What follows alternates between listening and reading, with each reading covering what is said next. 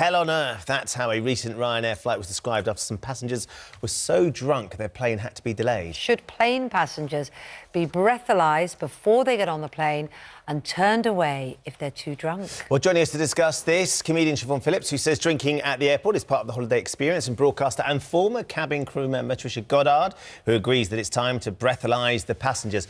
It's very difficult, Siobhan, when you see those pictures of that flight particularly, to argue against some sort of control being put in place, because those people clearly had drunk far too much and got onto the plane, and it massively affected everybody else's holiday in their flight. But it's only a random incident. I mean, but isn't it becoming more and more not regular? Really, Ben, because I've read up on this, and last year there were 400 incidents, but over 284 million passengers passed through the UK. So it's a minuscule amount of people that are causing the problem. If you were on that flight, though, Siobhan, would you have felt like it was a minuscule event? And actually, do you know what? They're just having a bit of fun. It's all right. They're not having a bit of fun, are they? It got way out of hand, and it was RyanAir, and they probably got it. Probably got it for £1 each way. I mean, I'm not a snob, but, you know, RyanAir is notoriously... It's the hen do's, it's the stag do's. You think people are in the frame of mind on that flight for a party? I would say so. I mean, if you go on RyanAir and there's an hen do, they come up the aisle doing a conga, don't they? With, like, names on the back, funny names, like Sexy Sharon and all that, and it's just a bit of fun. Well, families go on RyanAir. I mean, that's the reality, isn't it? It's RyanAir. I go on RyanAir because I'm tight, I'm from Yorkshire. But like, families and I've never seen that on any RyanAir flight. Oh, we've got footage. So, Trisha... Trisha, you're just spoiling everyone's fun. Yeah. Well, I was cabin crew for 5 years. Yes. And I can tell you the reason cabin crew are there primarily is for passenger safety. And yes, there might have been only 400 incidents, but the number of people who were affected, for every 1 or 2 or 3 people who are drunk on the plane, there may be 300 other people who are affected. They're frightened, they're scared, it's a security risk, it's absolutely terrifying. I mean, Siobhan, if you've got a child, 3-year-old, would you be OK with your child seeing what we just saw on that video? And everybody else... I think it's a learning curve. I mean, it's what not to do in life. Yeah, but here's we should be able to use the common thing. sense. We should be able to have a couple of drinks at least. But they're not. They went crazy. But they went crazy, and it's just an isolated incident. No, it's not. I've flown all over the world for 10 years for my job. I've gone because I do cruise ships, so I've done 7 flights in a week, 8 flights in a week. Yeah. I've never seen anything like that. Well, as cabin crew, we used to see it a lot, I can tell you. And when you talk about 400 incidents, that's 400 reported incidents. So there might for every one of those, there could be another 5, 10, 15, 20 when it's bad, it's uncomfortable, people are shocked, people are frightened, but it doesn't cross a legal line. Or the air crew, if you call in the police, it delays the flight. Of course it does, I understand. And the other thing is, somebody's sick, it delays the flight. They've got to clean up the plane. And it's just the trauma. If you're nervous about flying anyway, and that happens, it's terrifying. And crew members... if you're nervous about flying, what you need is a couple of brandies. You know, I mean, that's people often what people cite as an excuse, isn't it? For having too much to drink. They say, I was really nervous, so I had a couple of drinks before I got on the plane. It went to my head, and alcohol does go to your head more, doesn't it, when you're up in the air? People don't always... It's a nice feeling. I suppose, though, it is an enclosed space. It's a potentially dangerous enclosed space where people need their wits about them, the cabin crew and all those around.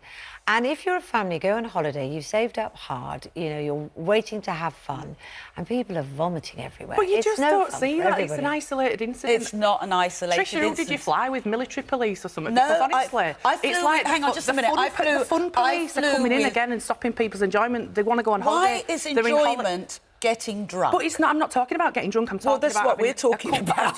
So what would be wrong then with breathalyzing people so that they haven't had too much to drink before they get on the flight? What's wrong with that? Because then they've got a basic level of, you know, of sobriety. I think one of your cheap flight and if they want any more...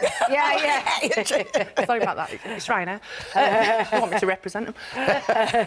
But the thing is, the breathalyzer, we're not driving the plane, so would it be the same level as the police use on the road? I don't think so. What level would it be at? I think it could be worked out that there's a level. I thought, sorry, and we should point out that RyanAir would take this instance very, very seriously. That's a really, really important. And it's not just them. But I thought that actually the cabin crew or the air crew that are on the airport, they had the right to turn around. And I've been on flights where I've seen them turn people away. Where they have that right to turn around and say, you're not fit to fly. But was this a mistake held at the airside where basically they didn't stop them getting on the flight? It could have been, but let's go all the way back. You know, on your ticket where it says you can't travel with matches and all that, I think it should be put very prominently, the airline reserves the right to turn you away. And you keep banging that into people's heads. When they check you in, it's like, you know, if they see that you're drunk or you're getting that way, then you can be turned away then. I think people need to be made aware that if they get drunk, they are not going to fly. Because as cabin crew, it is horrific. We have to deal with people crying that the drunks don't even see. And sometimes it's not violent. They just think they're funny, and they're not, or they're just funny to themselves. Most drunks that I've ever seen on a plane just tend to go to sleep when it takes off, and they're not a problem. I don't know where you've been. I know you've been cabin crew, so you're on the flights every day. All the time, all over the world. Yeah, and it happens a lot. I've done that as well as a passenger, and I just feel like I feel like that would be a step too far for you. I think it's a step too far. So you're saying you should be allowed to get drunk on a plane? Not get drunk on a plane, That's but no, because if you look at size of me, Trish, look at size of you. If I had a bottle of wine, there's your flight again. And if you had a bottle of wine, physiologically we're different. So I might not be drunk on that. Drunk and merry is a different thing altogether. We're not talking about merry. But I think so that's the key thing. But you can't breathalyze We've got a statement from RyanAir. For one person to stay. RyanAir said after the statement, the crew of this flight requested police assistance upon arrival after a number of passengers became disruptive. The aircraft landed normally, and the police removed the individuals. The safety and comfort of our customers, crew and aircraft is our #1 priority. This is now a matter for local police. And the reality is some of those people were arrested, so there is consequences. Good, they should arrest them. Yeah. But we can't all be breathalyzed. I don't think we should all be breathalyzed when we get on a flight, just because you would know, you're trained to spot a belligerent drunk from 50 paces. I think you would know, Trisha. Yeah, and they wouldn't get through the flipping door. They wouldn't. No. Turn around, mister, you ain't coming on. Ian says, we had a flight a few weeks back. A group of lads were drunk. One of them couldn't even get himself to the toilet because he was so hammered. This was shortly after takeoff. More checks need to be done. Tom says, yes, passengers under the influence could jeopardise the security of the plane. Vicky, yes, breathalyzed, confined space. You can't get away from behavioural problems of these drunk people.